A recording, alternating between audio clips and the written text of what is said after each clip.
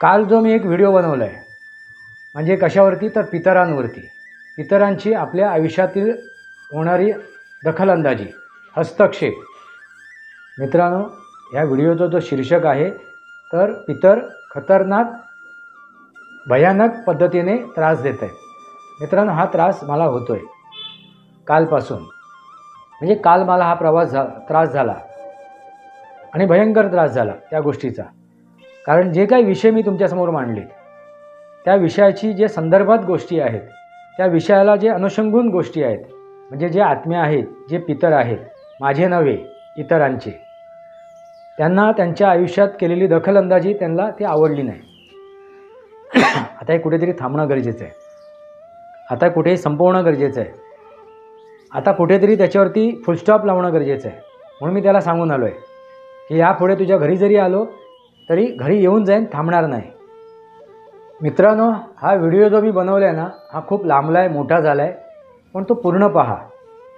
पूर्ण पहा म्हणजे तुमच्या लक्षात येईल, तुम्हाला समजेल मला काय सांगायचं आहे, मला काय समजवायचं आहे. कृपा करून तो पूर्ण पहा आणि आपले विचार कमेंट बॉक्समध्ये मांडा.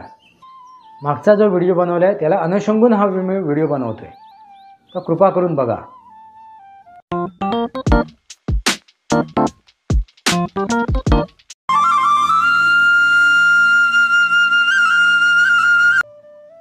नमस्कार मित्रांनो, सनातनी वास्तव या माझ्या शृंखलेमध्ये पुन्हा एकदा आपलं स्वागत. मी आपला मित्र राजेश वासंती साबाजी किळुसकर.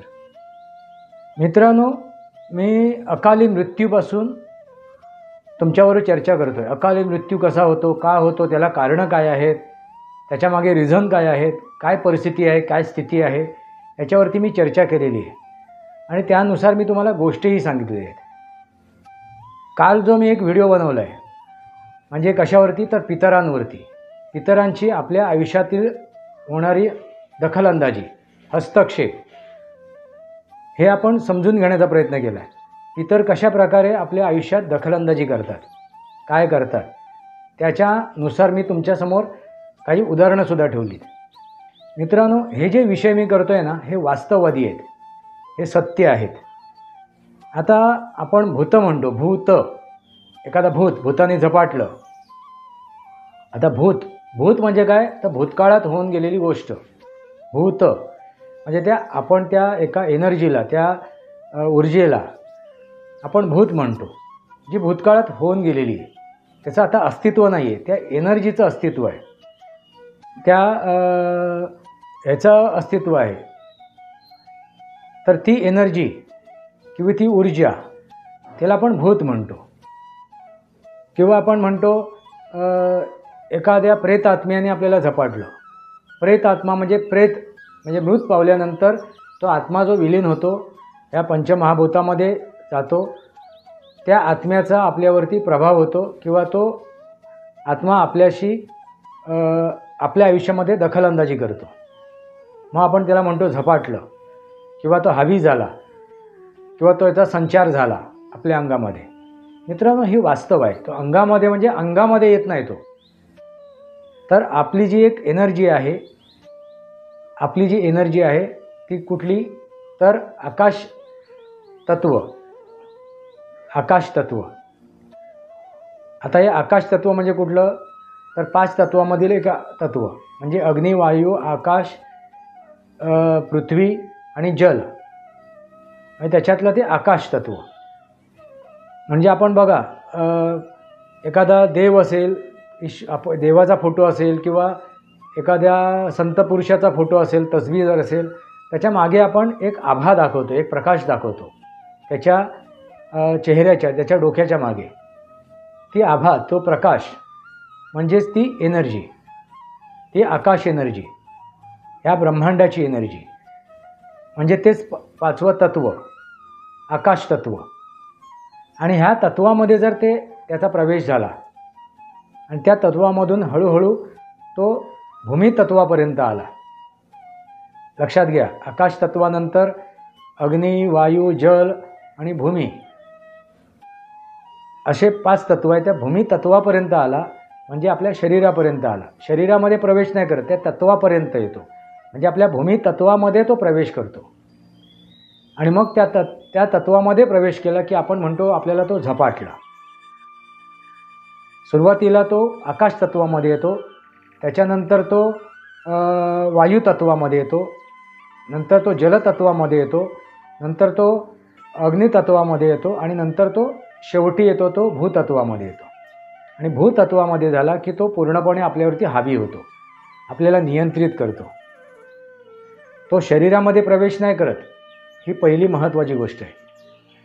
मित्रांनो, ह्या व्हिडिओला जो मी शीर्षक दिलं आहे ते शीर्षक काय आहे तर पितरांची.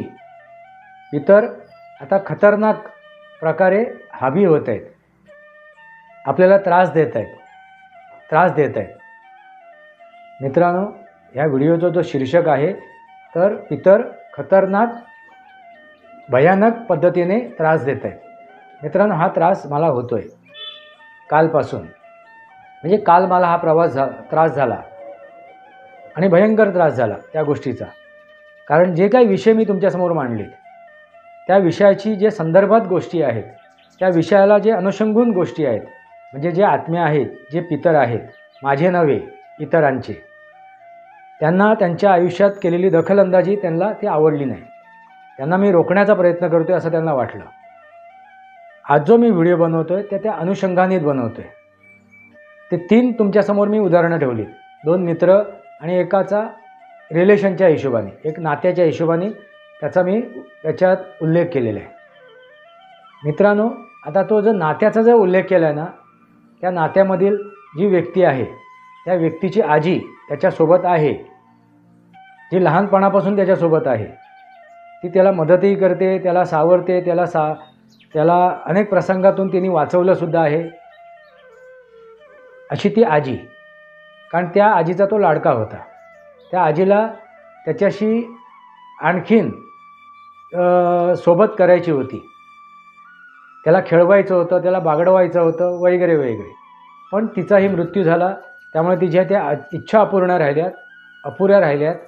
त्यामुळे मग तो आत्मा, तो पवित्र आत्मा आताही समोर आहे.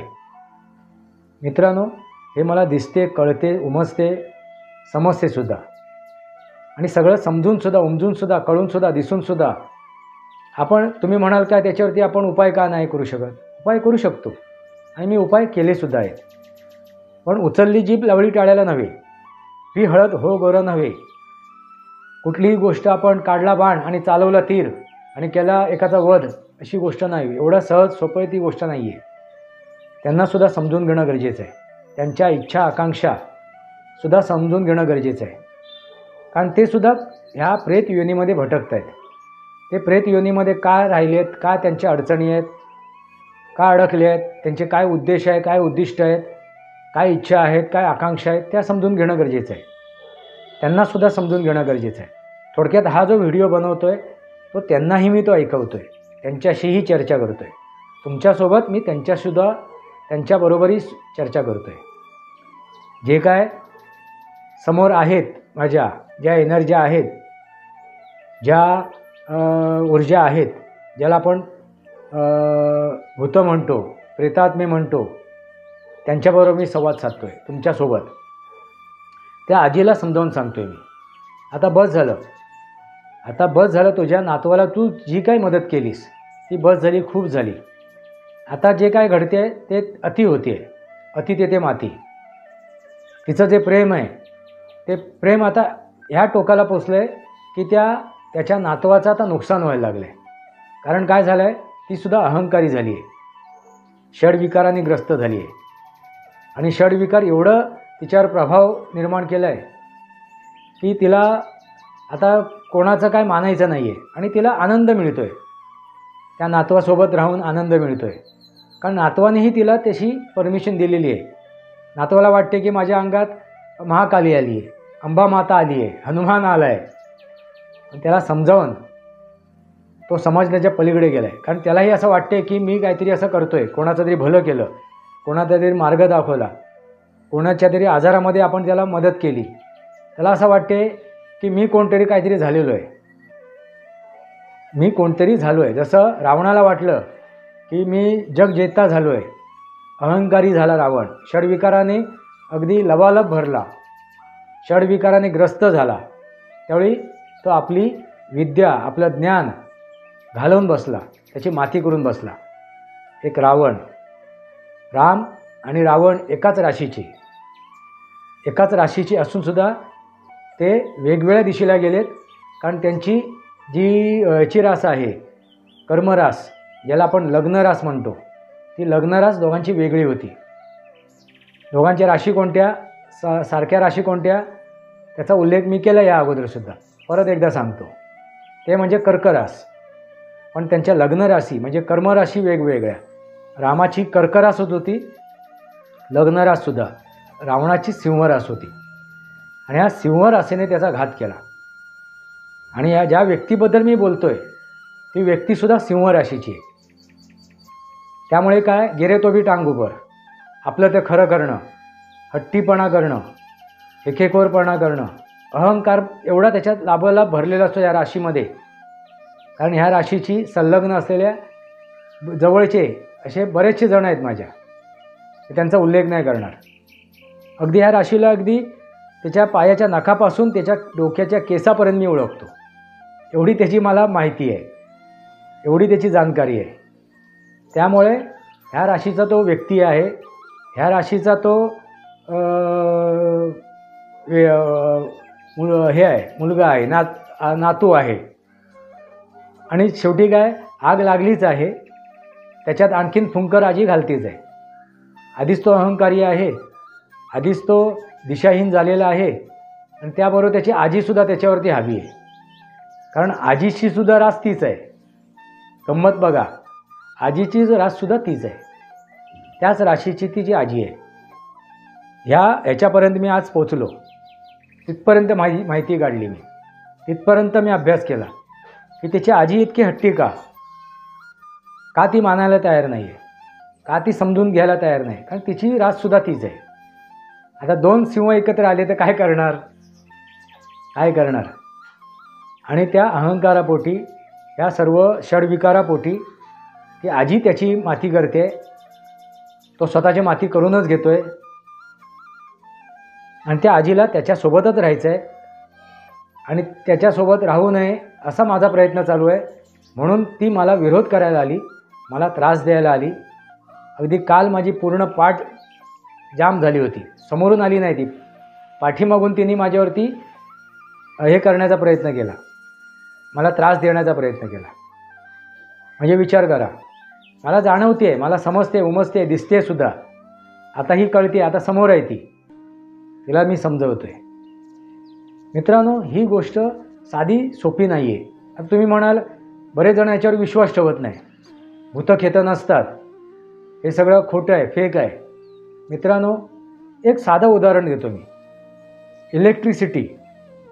इलेक्ट्रिसिटी, वीज ही एका तारेतून वाहते, आपल्या घरात येते, आणि मग आपले दिवे पेटतात.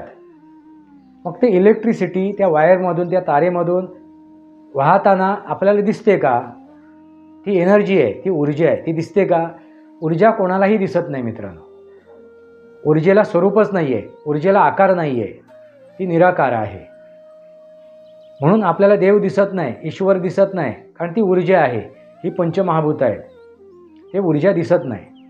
आता तुम्ही म्हणाल, पाणी दिसते, भू दिसते, पण त्याची ती ऊर्जा दिसत नाही. लक्षात घ्या, पाणी तत्वामधली जी ऊर्जा आहे ती आपल्याला दिसत नाही. त्याच्यावरती बोलेन मी, वेगळा विषय करू आपण. भूतत्वामधील ऊर्जा दिसत नाही, त्याच्यावर सुद्धा बोलेन. पण त्या ऊर्जा आहेत ना, ते आपल्याला दिसत नाही. ती एनर्जी आहे ती आपल्याला दिसत नाही. तशीच ती विद्युत धारा वाहत असते, ती दिसत नाही. ज्यावेळी ते आपण तारेला हात लावतो, चुकून हात लागतो किंवा हात लावतो, त्यावेळी आपल्याला जो झटका बसतो, शॉक बसतो, त्यानंतर आपण कळते की या तारेमधून, ह्या वायरीमधून विद्युत प्रवाह वाहतोय. तसाच हा प्रकार आहे. ज्यावेळी ती ऊर्जा आपल्यावरती हावी होते, आपल्यावरती नियंत्रण आणते, आपल्यावरती कब्जा मिळवते, त्यावेळी आपल्याला कळते की हां, त्या ऊर्जेने आपल्यावरती नियंत्रण मिळवलेलं आहे. आपला स्वभाव, आपले विचार, आपली विचारसरणी ही अशी नसताना आपण असा का वागतोय, असं का विचार करतोय, असं का आपण का भरकटलोय, त्यावेळी आपल्या लक्षात येते की काहीतरी घडते. मग काहीतरी घडते ते म्हणजे ह्या ऊर्जा. ही ऊर्जा. मग मित्रांनो, तुम्ही म्हणाल फक्त ही भूतक येतच का, किंवा त्रयस्थ एखाद्याचा प्रेतात्मा ती प्रेत योनीच आपल्यावरती हवी होते का? नाही. फक्त त्याच विषय नसतं, तोच विषय नसतो, त्याच्या व्यतिरिक्तसुद्धा ऊर्जा असतात. ते म्हणते जिवंत जागत्या माणसांचीसुद्धा, प्राण्यांचीसुद्धा त्या ऊर्जासुद्धा आपल्याला भोवत असतात, आपल्या आयुष्यात अडचणी निर्माण करत असतात. एखादा प्राणी जर आपल्यावर रुष्ट झाला असेल, नाराज झाला असेल, तर त्याची जी ऊर्जा असते, नाराजीची ऊर्जा, रुष्ट झाल्याची ऊर्जा, दुःखी झाल्याची ऊर्जा, तीही ऊर्जा आपल्याला घातक ठरत असते. किंवा आता एखादा मनुष्य आपला द्वेष करत असतो, राग करत असतो, आपल्याबद्दल त्याच्या मनात असूया असेल, षडविकाराने ग्रस्त असेल, तर ती ऊर्जासुद्धा आपल्याला त्रास देत असते, डायरेक्ट इनडायरेक्टली. लक्षात घ्या मित्रांनो. म्हणजे आपल्या अवतीभोवती जे आपले आप्तेष्ट आहेत, आपले स्वजन आहेत, आपले कुटुंबीय आहेत, आपले परिवारजन आहेत, आपल्या परिवारातले जे सदस्य आहेत, त्यांची ऊर्जासुद्धा आपल्याला घातक ठरत असते. जर अशा परिवारात, आपल्या कुटुंबातील, परिवारातील अशा व्यक्ती, नकारात्मक व्यक्ती आपल्यासोबत राहत असतील, वावरत असतील, तर त्यांच्या ऊर्जेचा परिणामसुद्धा आपल्या जीवनावरती, आपल्या आयुष्यावरती होत असतो. हे सुद्धा समजून घेणं गरजेचं आहे, ना की फक्त प्रेतात्म्याचा. मित्रांनो, एक साधं उदाहरण तुम्हाला सांगतो. महत्त्वाची गोष्ट तुम्हाला सांगण्याच्या पूर्वी साधं एक उदाहरण तुम्हाला सांगतो, मग आपण त्या गोष्टीकडे वळूया, त्या विषयाकडे वळूया. उदाहरण म्हणजे काय? तुम्ही अन्न बनवून बघा, शिजवून बघा. जेव्हा आपण जेवण बनवतो, एखादी गृहिणी जेवण बनवते, ज्यावेळी तिचं मन पवित्र असते, शुद्ध असते, मनात तिच्या कुठलाही असूया नसते, षडविकार नसतात, शुद्ध भावाने, शुद्ध मनाने, पवित्र मनाने ज्यावेळी ती ते अन्न तयार करते, शिजवते, आणि ते ज्यावेळी ते वाढते आणि स्वतःसुद्धा ग्रहण करते, त्यावेळी ते अन्न समोरच्याच्या जो ग्रहण करणारा आहे व्यक्ती, ती स्वतः असो किंवा अन्य कुठलीही व्यक्ती असो, त्याच्या शरीराला ते लागते, त्याचा फायदा त्याला मिळतो त्या अन्नापासून. त्याचंही मन प्रसन्न होते, त्याचाही मन आनंद होते, तृप्त होते. थोडकं जरी खाल्लं आपण तरी आपलं मन आनंदमय होते, प्रसन्न होते, आपलं मन तृप्त होते, पोट भरते.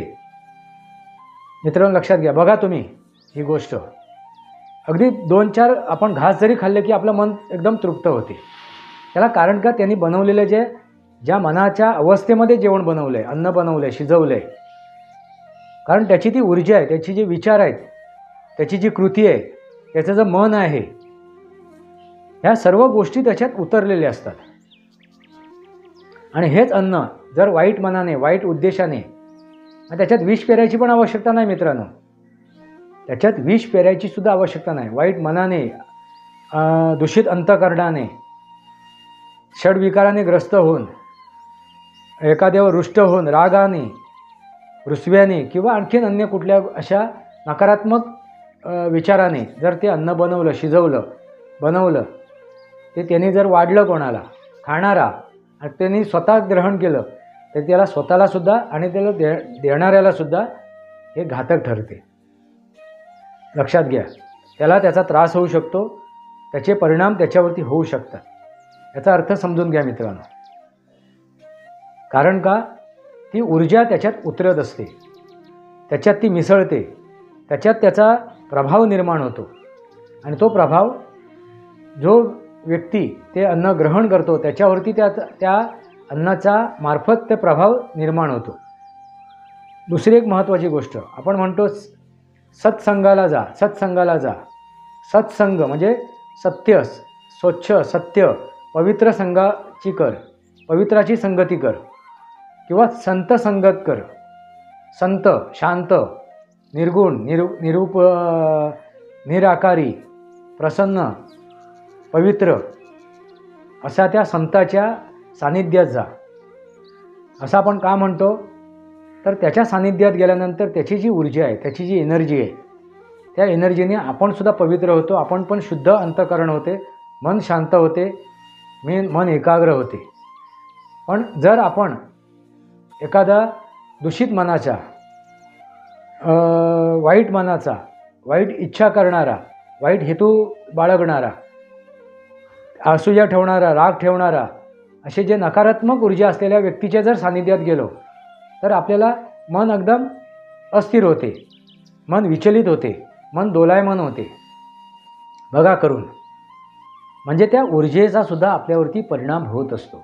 सांगायचा उद्देश लक्षात घ्या, फक्त भूत आणि पिशाचच आपल्या मानेवर येऊन बसत नाही, तर ह्या आपल्या कुटुंबातील, आपल्या परिवारातील, आपल्या शेजाऱ्या पाजाऱ्यातील, आपल्या ह्या समाजातील ज्या काय ऊर्जा आहेत त्याचे परिणामसुद्धा आपल्यावरती होत असतात. म्हणून या कलियुगामध्ये मनुष्य प्राणी कसा झाला आहे, नकारात्मक झालेला आहे, सगळं मतलबी झालं आहे, स्वार्थी झालं आहे, षडविकारांनी ग्रस्त झालं आहे. त्यामुळे त्याला दुसऱ्याचं भलं झालेलं आवडत नाही आहे, बघवत नाही आहे, त्याला ते पचत नाही आहे, त्याला फक्त आपला स्वार्थ साधायचा आहे, मतलब साधायचा आहे. मित्रांनो, त्यामुळे मी मागच्या व्हिडिओमध्ये त्याचा उल्लेख केला आहे की हा जो 2025चं जे वर्ष आहे त्याच्यामध्ये नकारात्मक एनर्जी, नकारात्मक ऊर्जा जास्त सक्रिय होणार आहेत मित्रांनो. कारण ग्रहाची स्थिती तशी आहे, ग्रहमानाची स्थिती तशी आहे. म्हणून आपल्याला आपली पावलं उचलताना सावधगिरीने उचलणं गरजेचं आहे. मन शांत ठेवून, मन एकाग्र ठेवून, मनावरती ताबा ठेवून, संयमित ठेवून आपल्याला पावलं उचलणं गरजेचं आहे. अन्यथा आपलं एखादा पाऊल जर इकडे तिकडे झालं तर आपण तोंडघशी पडू शकतो, तोंडावर आपटू शकतो. हे 2025 हे वर्ष घातक आहे. कोणासाठी? ज्याला आपली माती करून घ्यायची आहे त्याच्यासाठी. आता तुम्हाला आपली आयुष्याची माती करून घ्यायची आहे, आपल्या आयुष्याची बर्बादी करायची आहे की आपल्या आयुष्याची उन्नती करायची आहे, उत्कर्ष करायचं आहे, हे तुम्ही ठरवा. पण जे वास्तव आहे, ज्योतिषशास्त्राच्या माध्यमातून, खगोलशास्त्राच्या माध्यमातून मी तुम्हाला ही गोष्ट सांगतो आहे. ज्योतिषशास्त्र म्हणजे भविष्य बघणं नव्हे. ज्योतिषशास्त्र म्हणजे तुमच्या आयुष्यात, भविष्यात तुम्ही किती करोडो रुपये कमवणार, अरबो करबोची जमीन जायदाद मिळवणार, गाड्या घोड्या घेणार, हे बघण्यासाठी नाही आहे. ज्योतिषशास्त्राचा वापर, उपयोग हा एवढ्याच गोष्टीसाठी आहे, ते म्हणजे आपल्या वर्तमान काळात आपण जे काय निर्णय घेणार आहोत ते निर्णय योग्य प्रकारे आपल्याला घेता यावेत, त्यासाठी केलेलं मार्गदर्शन. म्हणजे ज्याचं वर्तमान चांगलं त्याचंच भविष्य चांगलं. जर तुम्ही आज काहीतरी चांगलं घडवायचा प्रयत्न केलात तरच त्याचे परिणाम तुम्हाला उद्या चांगल्या स्वरूपातच मिळणार, चांगल्या तऱ्हेने मिळणार. म्हणून आपण काय म्हणतो, आजचं वर्तमान तेच उद्याचं भविष्य. पण हे बघताना आपला भूतकाळसुद्धा समजून घेणं गरजेचं आहे. भूतकाळामध्ये ज्या काय गोष्टी घडामोडी झालेल्या आहेत, भूतकाळामध्ये काय आपण चुका केल्या आहेत किंवा भूतकाळामध्ये जे काय आपण योग्य निर्णय केले आहेत त्याचासुद्धा पडताळा करून आपल्याला वर्तमान काळात त्याचा इम्प्लिमेंट करणं, त्याचा वापर करणं, त्याचा उपयोग करणंसुद्धा गरजेचं आहे. चांगल्या वाईट गोष्टी समजून घेऊन, उमजून घेऊन, त्याच्यावर विचार विनिमय करून, त्याच्यावर मंथन करून, विचार मंथन, सागर मंथन म्हणतात ना, तो सागर मंथन म्हणजेच विचार मंथन आहे. आणि या मंथनातून आपल्याला अमृत काढायचं आहे, ना की विष. आणि जर विष आला असेल ते विष आपण नाकारून अमृतच स्वीकारायचं आहे आणि त्याचं अमृतपान करायचं आहे. निर्णय तुमच्या हातात आहे. मित्रांनो, लक्षात आलं का? एनर्जी, ऊर्जा, भूतपिशाच निकटनेही आवे, महाबीर जब नाम सुनावे, नासय रोग हरै सब पीरा, जपत निरंतन हनुमत बीरा, संकट ते हनुमान छुडावय, मन क्रम वचन जो ध्यान लावय. मित्रांनो, ही जी प्रार्थना आहे, हे जे हनुमान चालीसा आहे किंवा इतर ज्या प्रार्थना आहेत, इतर ज्या आरत्या आहेत, पूजा आहेत, भजन आहेत, कीर्तन आहेत, हे पण गातो, ऐकतो, वाचतो, पण त्याचे अर्थ जाणून घेत नाही. त्याच्यामागे काय विज्ञान आहे, त्याच्यामागे काय अर्थबोध आहे, त्याच्यामागे काय शास्त्र आहे, हे आपण समजून घेत नाही. हनुमान चालीसा ह्याच्यामध्ये पूर्णपणे विज्ञान आहे. ते विज्ञान समजून घेणं गरजेचं आहे. आपण ही स्तुतीपाठक करतो आहे, हनुमंताची स्तुतीपाठक करतो आहे, हनुमंताची आपण स्तुती गातो आहे, पण ती गात असताना आपण ते विज्ञानसुद्धा समजून घेणं गरजेचं आहे. भारतवर्षामध्ये जे 4 वेद आहेत, पुराणं आहेत, 18 पुराणं आहेत, 6 शास्त्र आहेत, ज्या काय गोष्टी आहेत त्याच्यामागे फक्त विज्ञान आहे. आणि ह्या विज्ञानाचा उपयोग करूनच इंग्रजांनी, ह्या पश्चिमी देशातील अनेकांनी शोध लावला. ह्या आपल्या विज्ञानाचा अभ्यास करून चोऱ्यामाऱ्या करून लुटून ऋषीमुनी हे कोण होते? शास्त्रज्ञ होते, वैज्ञानिक होते. ते समजून घेणं गरजेचं आहे. आपण भटकतोय. आपण सनातनी वास्तव हे बाजूला ठेवून अवास्तव जास्त भरकटतोय. पुराण म्हणजे काय मित्रांनो? पुराण म्हणजे पुरणपोळीतलं पुरण नव्हे. पुराण म्हणजे जे पुरातन म्हणजे इतिहास, त्यावेळी होऊन गेलेलं पुराण, ते होऊन गेलेलं पुरातन गोष्टी होऊन गेलेल्या आहे, त्याचं आकलन करून ते समजून घेऊन त्याच्यावरती जो अभ्यास केला आहे, त्याच्यावरती जे रिसर्च केलं आहे, त्याच्यातून ह्या गोष्टी निर्माण केलेल्या आहेत. हे पुराण लिखित स्वरूपात आणलेलं आहे. आता कथा त्याच्यात ज्या टाकलेल्या आहेत, त्या कथा थोडंसं मनोरंजन करण्यासाठी, त्या कथा आपल्याला सांकेतिक स्वरूपात समजून देण्यासाठी, त्या सर्व पुराण, तो इतिहास, ते विज्ञान, तो शास्त्र समजून घेण्यासाठी त्या कथा त्याच्यात जोडल्या गेल्या आहेत. त्या कथेमध्ये न अडकता वास्तवाकडे आपण जाणं गरजेचं आहे. आपण काय झालं? कथेमध्ये जास्त अडकलो आहे. त्या कथेतून आपण सार नाही घेतला आहे. त्या कथेतून आपण आवश्यक त्या गोष्टी नाही घेतल्या आणि आपल्या जीवनाला आकार दिलेला नाही आहे. आपल्या जीवनाला आपण मार्ग दिलेला नाही आहे. आपलं आयुष्य आपण प्रशस्त केलेलं नाही आहे.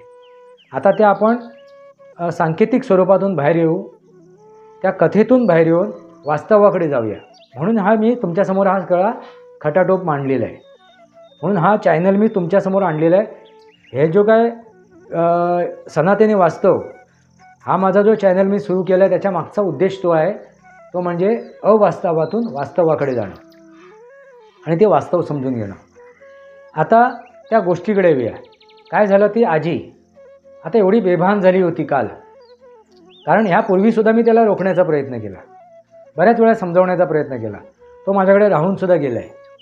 मी त्याचा उल्लेख नाही करणार, त्या नात्याचासुद्धा उल्लेख नाही करणार, कारण त्याच्याकडे बघण्याचा दृष्टिकोन बदलेल.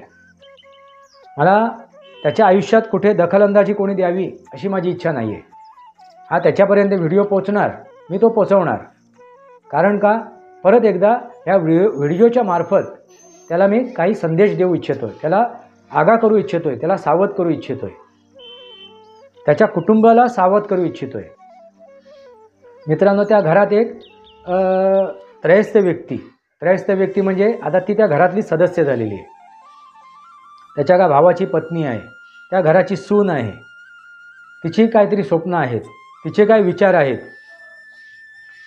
तर तिचं ते पवित्र तो आत्मा आहे, ती जी मुलगी आहे ती पवित्र आहे, संस्कारिक आहे आणि ती संस्कार घेऊन आलेली आहे. पण तिच्यावरती सुद्धा असे विपरीत परिणाम होत आहेत, तिच्या मनावरही विपरीत परिणाम होत आहेत. आणि हे सर्व मी जवळून बघितलं आहे मित्रांनो, अनुभवसुद्धा केलेला आहे. आणि ह्या परिणामामुळे काय घडू शकते, विकोपाला ती गोष्ट जाऊ शकते, याचाही मी अनुभव घेतलेला आहे. तर माझ्या आयुष्यात त्या गोष्टीचा अनुभव आल्यानंतर, त्या घेतल्यानंतर, हे सर्व बघितल्यानंतर इतके अनुभव मी घेतलेत आयुष्यात, विविध प्रकारे, विविध तऱ्हेने, विविध रिलेशनच्या मार्फत, नात्यांच्या मार्फत.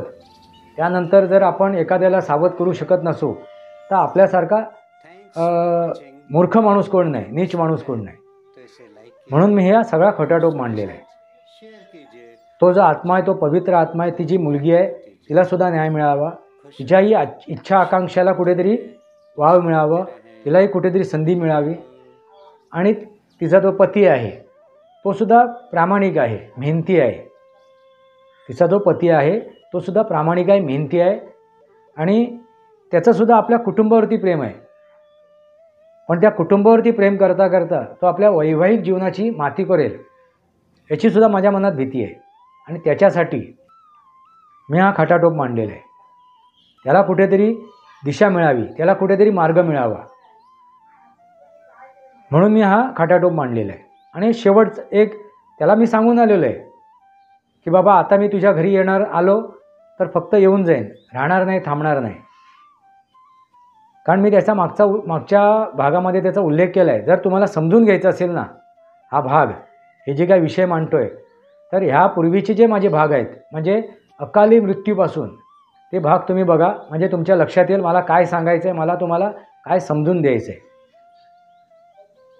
कारण त्याच्या वडिलांचा सुद्धा अकाली मृत्यू झालेला आहे आणि त्याचा वडील आता ज्या त्या मुलावरती त्या व्यक्तीवरती त्या आजीचा प्रभाव आहे, त्याचे वडीलसुद्धा त्याला साथ देत आहेत. शेवटी मुलावरचं प्रेम, त्यांचा अकाली मृत्यू झाला, त्याला काहीतरी मार्ग दाखवायचं होतं, मार्गदर्शन करायचं होतं, त्याला कुठेतरी दशा आणि दिशा द्यायची होती, त्यांना ते देऊ शकले नाहीत.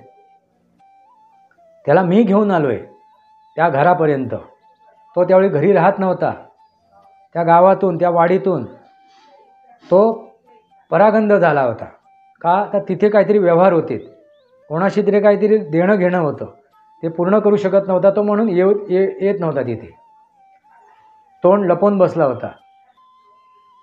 मग त्याला आणण्यासाठी ती मी परिस्थिती निर्माण केली, त्या घरी त्या जागेत त्याच्या वडिलांबरोबर आणण्यासाठी.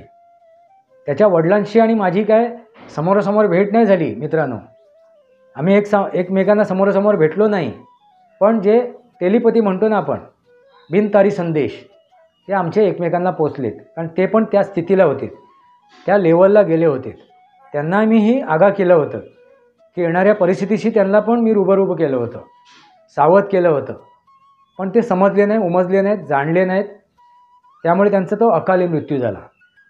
असो मित्रांनो, आता झालेली गोष्ट आपण परत आणू शकत नाही, पण त्यांची जी इच्छा होती ना, त्या इच्छापोटी ते आता आपल्या मुलाला मदत करत आहेत.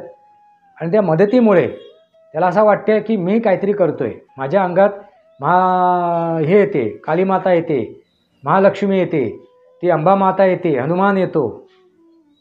मित्रांनो, ह्या सर्व गोष्टी दादांत खोटं आहे. असा देव किंवा असा एखादी ऊर्जा, दैवी स्वरूपी ऊर्जा कोणात दैवी स्वरूपी ऊर्जा येते, पण देव येत नाही कोणाच्या अंगात. अशा प्रकारचे देव कोणाच्या अंगात येत नाही. मी त्यांना आव्हान करतो, कोण जर काढून देव माझ्यासमोर येऊन बसत असेल, देव काढून, तर त्याला मी आव्हान देतो आणि मी ते प्रूव्ह करून दाखवीन, त्याचं पितळ उघडं पाडून दाखवीन मी. कारण मित्रांनो, यापूर्वी ज्यावेळी मला ज्ञान नव्हतं, माहीत नव्हतं, अभ्यास नव्हतं, त्यावेळी मलाही वाटत होतं, पण आता नाही. आता मला परिपूर्ण अभ्यास झालेला आहे, त्या लेवलपर्यंत मी पोचलेलो नाही आहे. ज्ञानेश्वरांच्या लेवलपर्यंत, साईबाबांच्या लेवलपर्यंत, स्वामी समर्थांच्या लेवलपर्यंत मी पोचलेलो नाही आहे. ते पोचीन की नाही माहिती नाही ह्या जन्मात. कारण तेवढं आपल्याला तपश्चर्य, कठोर तपश्चर्य करायचं असेल तर आपल्याला ह्या कौटुंबिक आयुष्यातून बाहेर पडून वानप्रस्थाश्रम घेणं गरजेचं आहे. आता त्या दिशेला जायची वेळ येते आहे का, परिस्थिती निर्माण होते आहे का, माहिती नाही. कुटुंबात राहूनसुद्धा आपण त्या स्थितीला जाऊ शकतो, पण त्यासाठी आपल्या कुटुंबातील आपले जे सदस्य आहेत कुटुंबातील, त्या सदस्यांचासुद्धा आपल्याला सहकार्य असणे गरजेचं आहे. आपल्याला मदत असणे गरजेचं आहे, त्यांची साथ असणे गरजेची आहे, तरच आपण ती गोष्ट साध्य करू शकतो.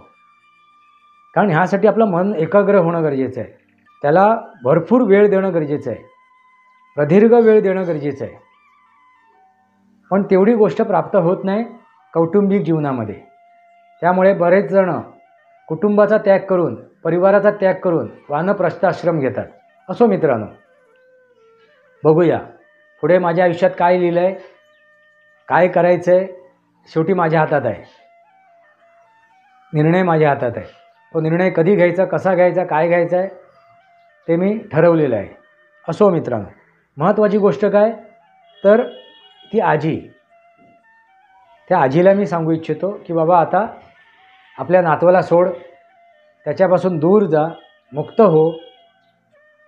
त्या 84 लाख योनीमधील ही जी प्रेत योनी आहे, ह्या योनीमधून बाहेर पड आता आणि कुठलं तरी एक जीव, एक जन्म घे. मग 84 लाख योनीमधील कुठलंही योनी तू निवड, तुझ्या हातात आहे ते. कुठल्या योनीमध्ये तुला प्रवेश करायचा आहे किंवा कुठल्या योनीमध्ये जन्म घ्यायचा आहे. मनुष्य योनीमध्ये जन्म घेण्यासाठी तेवढं आपलं पवित्र कार्य असावं लागते, कर्म असावं लागते, आपली तेवढी सिद्धी असावी लागते, आपली तेवढी पात्रता असावी लागते. आता तिची तेवढी पात्रता आहे, तेवढी क्षमता आहे, कुवत आहे की नाही ते तिचं तिला माहिती. परत मनुष्य योनीमध्ये ती जन्म घेऊ शकते की नाही, परत त्या सृष्टीला ते मान्य आहे की नाही, हेही महत्त्वाचं आहे. फक्त आपल्याला मान्य असून चालत नाही, त्या सृष्टीलासुद्धा मान्य असावं लागते. कारण ती सृष्टी म्हणजे ही भूमी, तिचीही इच्छा असावी लागते, त्या एनर्जीची सुद्धा इच्छा असावी लागते की त्याला कुठला जन्म द्यायचा आहे, त्याच्या कर्मानुसार, त्याच्या कृतीनुसार, त्याच्या कार्यानुसार. असो तर आता त्याला सोड. कारण काय असते मित्रांनो, ज्यावेळी प्रेम अति होते ना, मर्यादाच्या बाहेर जाते, कुठलीही गोष्ट अति तेथे माती. आता काय झालं आहे, सुरुवातीला जे तिचं प्रेम होते ते प्रेम आता अति झालं आहे. आता ती त्याच्यावरती हवी झाली आहे. आता पूर्णपणे तिने त्याच्यावरती नियंत्रण आणलेलं आहे आणि तिला आनंद मिळतो आहे ह्या सर्व गोष्टी करून. मग त्याच्यातून काय परिणाम होत आहेत, काय त्याचं नुकसान होते आहे, काय त्याचे फायदे होत आहेत, काय त्याची वाताहत होते आहे किंवा काय त्याचा उत्कर्ष होतो आहे, हे त्याचं त्याला माहिती आहे. मग तो म्हणतो, अरे देव मला काय देत नाही, परमेश्वर मला काय देत नाही, मी एवढी पूजापाठ करतो, एवढं सर्व करतो, देव काय देत नाही. अरे देव काय देतच नाही. देव म्हणतो तथास्तु. देव काय म्हणतो तथास्तु. म्हणजे शेवटी तुला कर्म करायला पाठवलं आहे, तू कर्म कराने ते मिळव ना. म्हणजे तुझा आहे तुझ्या जीवनाचा शिल्पकार.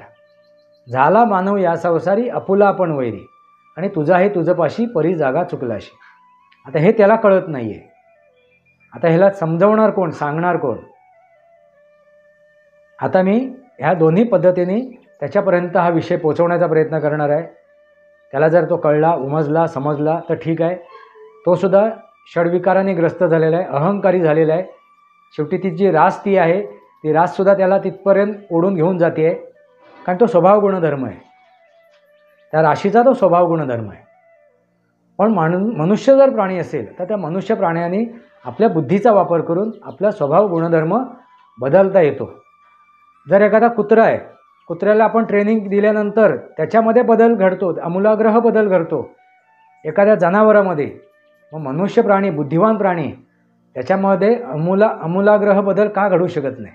घडू शकतो जर तो मनुष्य प्राणी असेल तर. जनावर, मित्रांनो लक्षात घ्या, जनावर. आता हे जनावर हा शब्द कुठून आला, तर ज्याच्यात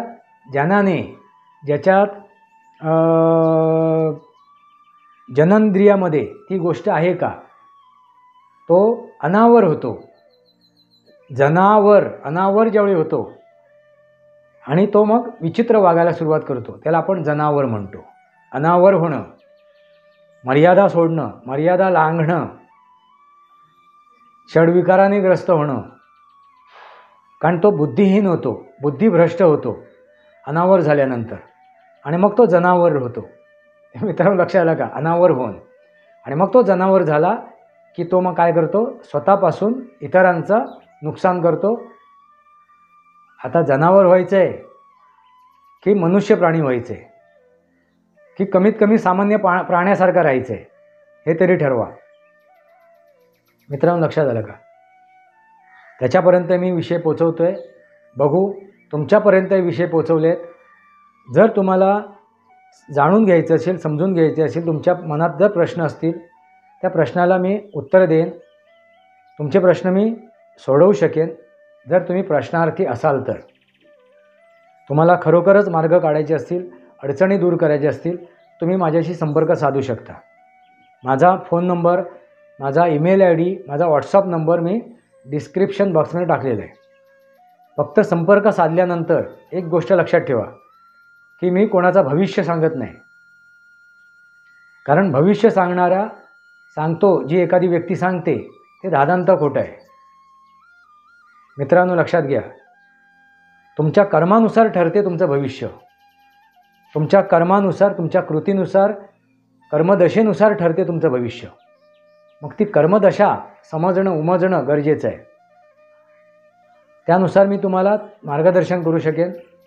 तुमचं वर्तमान जर चांगलं झालं, सुधारलं, जर ते चांगल्या प्रकारे जर तुम्ही क्रिएट करू शकलात, बनवू शकलात, त्या वर्तमानातून जर काय तुम्ही सिद्ध करू शकलात, निर्माण करू शकलात, तर तुमचं भविष्य अवश्य चांगलं होईल.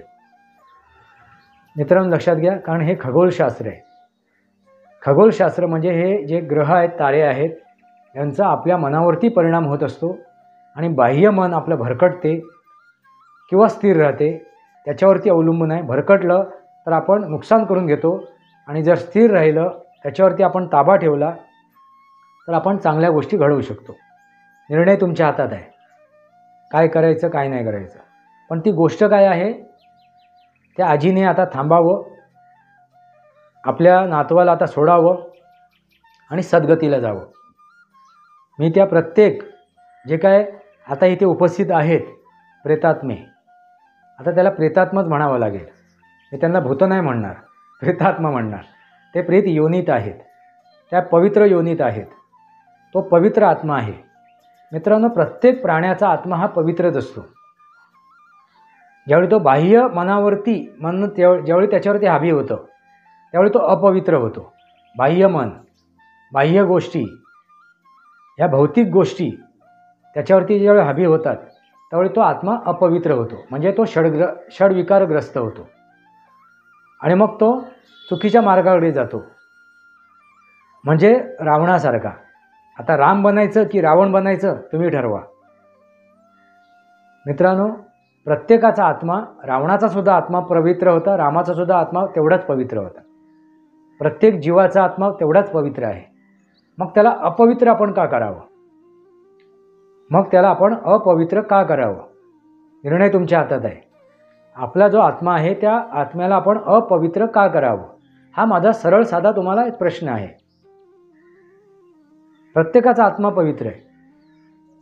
मग ती आजी असो, त्या XYZ व्यक्तीची, किंवा इतर जे आत्मे आहेत जे प्रेत योनीमध्ये आहेत, इथे वावरत आहेत, ह्या जगामध्ये वावरत आहेत, ह्या भूमितलावरती वावरत आहेत, त्या प्रत्येक आत्म्याला मी सांगू इच्छितो, तुम्हाला ह्या प्रेत योनीतून बाहेर पडून सगळ्या इच्छा आकांक्षाला स्वाहा करून, त्या इच्छा आकांक्षा, तुमचे राग रोज रुसवे काय असतील, तुमचे बदले असतील, बदला घेण्याची इच्छा असेल, आणखीन काय असतील, हे सगळं बाजूला ठेवून तुम्ही कुठे जा?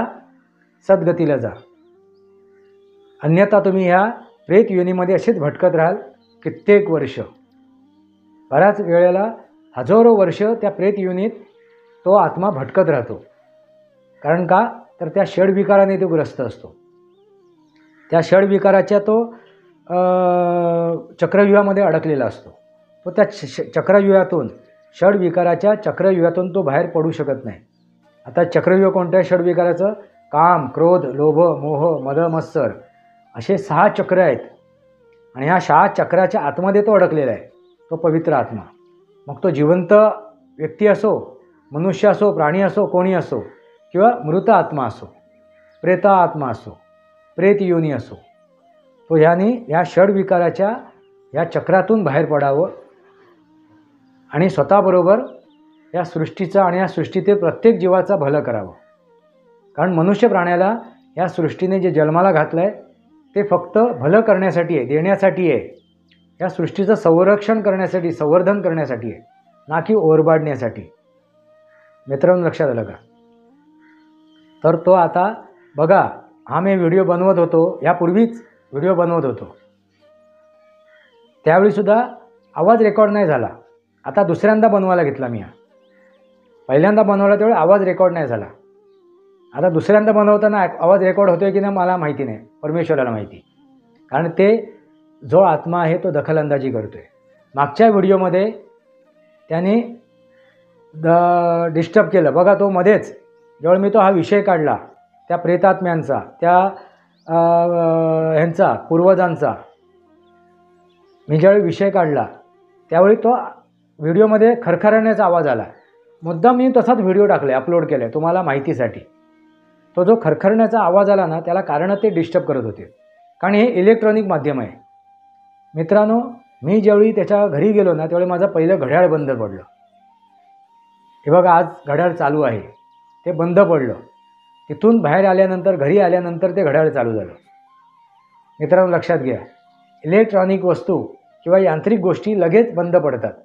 त्या एनर्जीच्या, त्या षडविकाराने ग्रस्त झालेल्या एनर्जीच्या जर ह्याच्यात आल्या तर त्या नियंत्रणात आले तर किंवा त्या एरियात आले त्या जागेत त्यांनी आल्या तर त्या लगेच बंद पडतात. बऱ्याच वेळा ते गाडी एखादी बंद पडते, अचानक गाडी बंद पडते, अचानक एखादी इलेक्ट्रॉनिक गोष्ट बंद पडते, कारण ती यांत्रिक आहेत.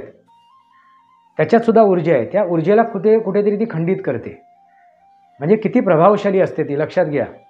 म्हणून तुम्ही अनेक कहाण्या, अनेक गोष्टी ऐकल्या असतील की अमुक ठिकाणी गेल्यानंतर गाडी बंद पडते किंवा बंद पडली अमुक अमुक कारणामुळे.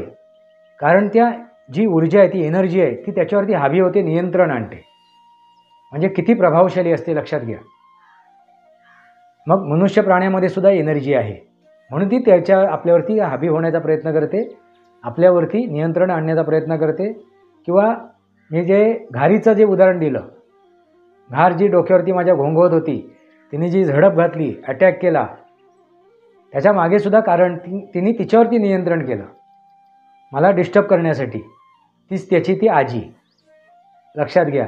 आणखीन एक व्यक्ती आहे, माझ्या जवळच्या एका व्यक्तीमुळे तिने माझ्या घरात प्रवेश केलेला आहे. त्या व्यक्तीच्या मार्फतसुद्धा ती एनर्जी सक्रिय आहे. त्या एनर्जीने सुद्धा तो प्रयोग केला, तो एक प्रकार केला. म्हणून ह्यापूर्वी जो मी व्हिडिओ बनवला आहे घारीवरती, तो व्हिडिओ जाऊन बघा. म्हणजे ती आपल्यावरती कशी नियंत्रण मिळवून आपलं कसं काय नुकसान करण्याचा प्रयत्न करते हे दाखवण्याचा मी प्रयत्न केलेला आहे. मित्रांनो, हे सत्य आहे, हे वास्तव आहे. तुम्ही माना, अन्यथा मानू नका. बघा, विचार करा. पहिल्यांदा महत्त्वाची गोष्ट, पहिले आपण माणूस बनूया, मनुष्य प्राणी बनूया. म्हणजे ह्या गोष्टी आपल्यावरती हावी होणार नाहीत, आपल्यावरती नियंत्रण करणार नाहीत. मित्रांनो, साधी सरळ एक उपाय सांगतो तुम्हाला, साधी सोपी गोष्ट सांगतो. आपलं संस्कार आणि आपली संस्कृती आपल्याला जर माहीत असेल आणि त्या संस्कृतीनुसार आणि त्या संस्कारानुसार आपण चालत असू आणि त्याच्यानुसार आपण कुठेतरी भरकटलो, कुठेतरी दिशाहीन झालो, कुठेतरी चुकलो, तर आपल्या लक्षात येते, अरे आपण ही चुकीची गोष्ट करतोय, चुकीचं वागतोय, चुकीचं बोलतोय, चुकीची वर्तणूक करतोय. तेव्हा आपण नक्की समजून जायचं की एकतर आपल्यावरती आपल्या नकारात्मक विचार आपले हावी होत आहेत किंवा अशा गोष्टी आपल्यावरती हावी होत आहेत किंवा इतरांचे नकारात्मक विचारती आपल्यावरती हावी होत आहेत, आपल्यावरती नियंत्रण आणू इच्छित आहेत. मग आपण लगेच सावध व्हायचं. आणि आपला तो मूळ स्वभाव आहे, आपली मूळ जी रचना आहे, शरीराची रचना आहे, आपल्या मूळ कर्तृत्वाची रचना आहे, ती बदलायला द्यायची नाही. मूळ स्वभाव बदलायला द्यायचा नाही. जो आपला प्रामाणिक आहे, शुद्ध आहे, पवित्र आहे तो. मग आपण लगेच सावध व्हायचं. मनाला एकदम धीर गंभीर करायचं, मनाला एकदम शांत करायचं, कंट्रोल करायचं, नियंत्रित करायचं आणि आपण लगेच त्याच्यापासून अलिप्त व्हायचं. आपल्याला त्याच्यावर, त्या एनर्जीला, त्या शक्तीला, त्या ऊर्जेला आपल्यावरती हावी व्हायला द्यायचं नाही. जर तिशी गोष्ट घडली नाही तर तुमच्यावरती नियंत्रण आणू शकत नाही. मग त्यासाठी आपल्याला आपल्या मनाला ताब्यावर ठेवणं गरजेचं आहे, ताब्यात ठेवणं गरजेचं आहे. मन वढाय उभ्या पिकात लढोर. मन चंचल होतं, आता भुईवर गेलं आभाळत. म्हणजे मन हे किती फास्ट आहे, किती वेगवान आहे, अशा मनाला ताब्यात ठेवणं, नियंत्रित ठेवणं, काबू करणं महत्त्वाचं आहे. मग तुमच्यावरती कोणतीही शक्ती, मग तो कितीही मोठा तांत्रिक मांत्रिक असो, कितीही मोठा जादूटोणा करणारा असो, बाबा असो, तो तुमच्यावरती नियंत्रण आणू शकत नाही. त्याचे परिणाम तुम्हाला काही प्रमाणात होतील, तुमच्यावरती त्याचा असर होईल. कारण बघा, आग जरी तुम्ही पेटवली नसेल, दुसऱ्यांनी पेटवलेली आग असेल आणि त्या आगीच्या बाजूने जरी तुम्ही गेलात तरी त्याचा दाह आपल्याला होतो. याचा अर्थ आपल्याला ती जाळत नाही, त्याचा दाह, त्याची गरमी, त्याची उष्णता आपल्याला लागते. म्हणजे तेवढी उष्णता, त्याचा दाह आपल्याला लागणार थोडासा, ते आपल्या संपर्कात आली तर. पण ती आपल्याला जाळू शकणार नाही, आपल्याला नष्ट करू शकणार नाही. पण आपल्या मनावरती नियंत्रण आहे, ताबा आहे. मित्रांनो, नक्की निर्णय घ्या. आणि महत्त्वाची गोष्ट मित्रांनो, काल माझं अंग एकदम गरम झालं होतं. ताप येतो ना, अगदी असं वाटत होतं की अगदी आता ह्या तापामध्ये आपला अंतसुद्धा होईल. म्हणजे म्हणतो ना 120, 140, 150च्या वर गेला, 120च्या वरती गेला तर तो जीव गमावू शकतो, असं अंग गरम झालं होतं. पण तो ताप नव्हता. ताप 2 प्रकारे येतो. एक प्रकार कोणता आहे, तर आपल्या शरीरामध्ये एखादा बॅक्टेरिया, एखादा विषाणू प्रवेश करतो, त्यावेळी आपल्याला ताप येतो. म्हणून कोरोनामध्ये ताप येत होता. कोरोना ह्या बॅक्टेरियाने, ह्या विषाणूने जेव्हा प्रवेश केला आपल्या शरीरात, त्यावेळी आपल्याला ताप येत होता. जेवढे तापाचे प्रकार आहेत, त्या तापाच्या प्रकारामध्ये त्याच्या शरीरात एखादा बॅक्टेरिया किंवा एखादा विषाणू प्रवेश करतो, त्यामुळे त्याला तो ताप येतो. ताप का येतो, तर त्या बॅक्टेरियाला मारण्यासाठी आपलं शरीर गरम होते, उष्णता निर्माण करते, त्या बॅक्टेरियाचा असर कमी करण्यासाठी, ना की आपल्या शरीराचा घात करण्यासाठी. लक्षात आलं का? म्हणून तो आपलं शरीर गरम होते, तप्त होते. आणि हा दुसरा एक प्रकार आहे. हा शरीराच्या आतमध्ये जात होत नाही. हा बॅक्टेरिया म्हणजे कोण, तर ही नकारात्मक एनर्जी, नकारात्मक म्हणजे नकारात्मक भावनेने आलेली ती एनर्जी, ती ऊर्जा म्हणजे तो प्रेतात्मा, तो आपल्या जे शरीराच्या बाहेर ज्या ऊर्जा आहेत, पंच ऊर्जा आहेत, आकाश ऊर्जेपासून पृथ्वी ऊर्जेपर्यंत, त्या ऊर्जेच्या कक्षेमध्ये ते येतात.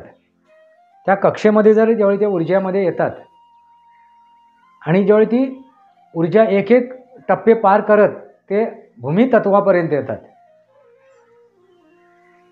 ते भूमितत्वापर्यंत येतात, त्यावेळेला आपल्याला त्याचा तापमान आपलं वाढत जाते किंवा त्याचा प्रभाव वाढत जातो. लक्षात आलं का? तर त्याने भूमितत्वापर्यंत प्रवेश केला काल, आणि मी त्याला प्रवेश करायला दिला. तो का, बघूया भूमितत्वापर्यंत येऊन ती काय करू शकते. तिला आव्हान केलं मी, ये, किती त्रास द्यायचा तो दे, बघूया काय करतेस. ती जाणून समजून चुकली, उमजून चुकली. त्याच्या पुढे आता मी जाऊ शकत नाही. मित्रांनो लक्षात घ्या, त्यावेळेला ज्यावेळी तुमच्या ह्या प्रकारे ज्यावेळी आपलं गरम शरीर होते, ताप येतो, तप्त होते, त्यावेळी तुम्ही थर्मामीटर घेऊन बघा. थर्मामीटरमध्ये तुम्हाला ती ऊर्जा दिसणार नाही, तो ताप दिसणार नाही. कारण काय, तो बाह्य स्वरूपाचा आहे. पण जर तो अति झाला तर त्याचा घातकसुद्धा परिणाम होऊ शकतो, आपला जीवसुद्धा जाऊ शकतो. लक्षात घ्या मित्रांनो, जसा अंतर्गत ताप वाढला तरी तो घातक आहे, तसा बाह्य स्वरूपात ताप वाढला तरी तो घातक आहे. तो सहन करण्याची, तो शमन करण्याची ताकद आपल्याकडे असावी, ती एक क्षमता असावी. मी तो प्रयोगसुद्धा करून बघितला स्वतःवरती. खरोखर मी त्या स्थितीला पोचलो आहे का, आहे मित्रांनो. काही अंशी, बऱ्याच अंशी मी त्या स्थितीला पोचलो आहे. बघू आता, ती भिंत हलवण्या इतकी, त्या ज्ञानेश्वरा इतका मी कुठे उच्च स्तराला गेलेलो नाही आहे. पण जी काय मी हे मिळवलं आहे, नियंत्रण मिळवलं आहे या पंचतत्वांवरती, या सप्त चक्रांवरती, ते भरपूर प्रमाणात आहे, चांगल्या प्रमाणात आहे, योग्य प्रमाणात आहे. जेवढी आज मला गरज आहे, जेवढी मला त्याचा लाभ उठवता येतो तेवढा मी उठवतो आहे, माझ्यासाठी सुद्धा आणि इतरांसाठी सुद्धा. मित्रांनो लक्षात आलं का? ह्याच त्या एनर्जी आहेत, ह्याच त्या ऊर्जा आहेत, ह्या समजून घेणं गरजेचं आहे. पंचतत्व आणि हे सप्त चक्र हे समजून घेणं गरजेचं आहे. आणि हे जे ब्रह्मांडात आहेत, ज्या ग्रहतारे आहेत त्यांच्या ऊर्जा, ह्या ब्रह्मांडातील प्रत्येक घटकाच्या ऊर्जा ह्या आपल्या जीवनावरती, आपल्या आयुष्यावरती प्रभाव करत असतात. असं मित्रांनो, व्हिडिओ वाढत चालला आहे, मी कुठेतरी थांबतो. तुम्हाला जर माझ्याशी संपर्क साधायचा असेल, माझ्याशी चर्चा करायची असेल, मार्गदर्शन हवं असेल तर संपर्क साधा. माझा फोन नंबर, माझा ईमेल ID, माझा व्हॉट्सअप नंबर मी डिस्क्रिप्शन बॉक्समध्ये टाकलेला आहे. तुम्ही माझ्याशी संपर्क साधू शकता तुम्हाला आवश्यक असेल तर. बघा, मी वास्तव तुमच्यासमोर ठेवते. अवास्तवाकडून आपण वास्तवाकडे जातो आहे. अवास्तवामध्ये आपण अडकूया नको, अवास्तवामध्ये आपण स्वतःची दिशाभूल करून घेऊया नको. कारण वास्तव हे महत्त्वाचं आहे, आणि वास्तव समजलं तर पुढच्या पिढीलाही ते वास्तव समजू शकतो, समजावू शकतो. म्हणजे पुढची पिढी ही त्या वास्तवानुसार पुढे जाऊ शकते आणि सनातनी वास्तव हे पिढ्यानपिढ्या पुढे जाऊ शकते.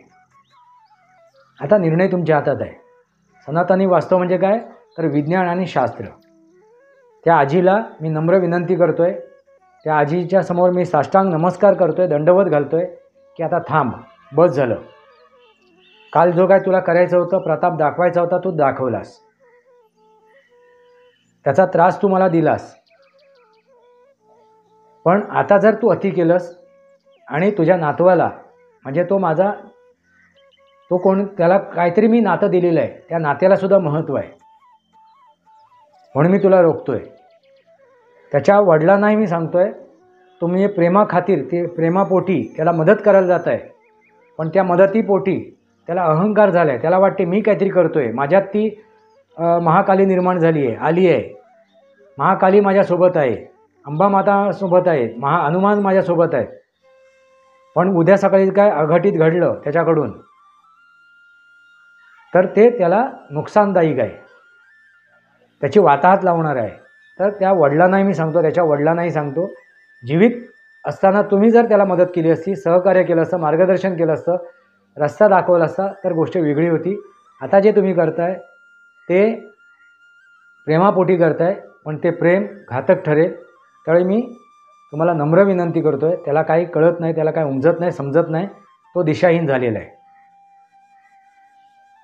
तर तुम्हाला मी विनंती करतो आहे, दोघांनाही, आजीलासुद्धा आणि त्या वडिलांनासुद्धा, तुम्ही समजून घेत असाल. बघा, मी त्यांच्याशीही संपर्क साधतो आहे, त्यांच्याशी संवाद साधतो आहे, कारण ते समोर आहेत. त्याचा त्रास मला जो काल झाला, खूप त्रास झाला, मानसिक त्रास झाला, शारीरिक त्रास झाला, आर्थिक त्रास तर होतोच आहे. आणि ह्या सर्व गोष्टीमुळे कामाकडे दुर्लक्ष होते. आता हे कुठेतरी थांबणं गरजेचं आहे, आता कुठेही संपवणं गरजेचं आहे, आता कुठेतरी त्याच्यावरती फुलस्टॉप लावणं गरजेचं आहे. म्हणून मी त्याला सांगून आलो आहे की यापुढे तुझ्या घरी जरी आलो तरी घरी येऊन जाईन, थांबणार नाही. कालच्या व्हिडिओमध्ये त्याचा मी पूर्ण उल्लेख केलेला आहे. कारण मला ह्या गोष्टीची आता तिटकारा बघायला आला आहे, कंटाळा आला आहे, बस झालं. समोरच्याला गरज नाही, समोरच्याला माझ्या सोबतीची गरज नाही, माझ्या सहकार्याची गरज नाही, माझ्या मदतीची गरज नाही, तर मी कशाला माझा टाळ फोडू, मी कशाला आकांता करून घेऊ. बस झालं. जया मनी जैसा भाव तया तैसा अनुभव, ते गाणं आहे ना, दुसरों के जैसे पहिले खुद को जय करे. आता तीच महत्त्वाची गोष्ट आहे. बस झालं. कुटुंबासाठी, परिवारासाठी, आप्तेष्टांसाठी, आपल्या कुटुंबातील प्रत्येक सदस्यासाठी, आप्तजनांसाठी खूप झालं, इनफ. आता कुठेतरी थांबायला हवं. हे मी त्या प्रेत आत्म्यांनासुद्धा सांगतो आहे, त्या प्रेत योनीतील आत्म्यांनासुद्धा सांगतो आहे, तुम्ही मुक्त व्हा. तुम्ही आता मुक्ती घ्या, सद्गतीकडे जा, पुनर्जन्म घ्या आणि पुनर्आयुष्य जगा. मी आता जे माझे व्हिडिओ बघतायत व्ह्युअर्स आहेत त्यांनासुद्धा सांगतो आहे आणि त्यांनासुद्धा सांगतो आहे. कोणाला किती कळलं, किती समजलं, ज्याच्या त्याचा प्रश्न आहे. सनातनी वास्तव, सनातनी वास्तव या माझ्या शृंखलेला सबस्क्राईब करा, बेल आयकॉन दाबा. माझे विचार पट असे लाईक करा, आपले विचार कमेंट बॉक्समध्ये मांडा.